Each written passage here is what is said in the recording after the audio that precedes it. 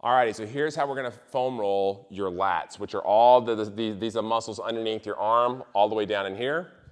If you've been doing pull-ups or rows, this is a great exercise to help release all those muscles. So we're gonna start with your arm right on top of the foam roller, just like so, almost like right where your arm inserts with your chest right here, okay?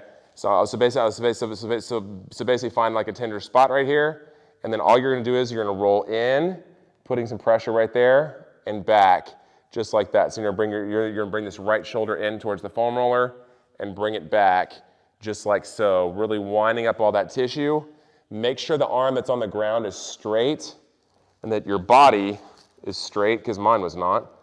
And just reach in and reach back, just like that, working through that tissue. If nothing's really tight there, like my left actually feels pretty good, I can take the foam roller and move it down just a hair. And I'm gonna come in, felt a little more right there, and come back just like so. And spend about a minute or two. Don't force anything. Just gently get there and come back just like so.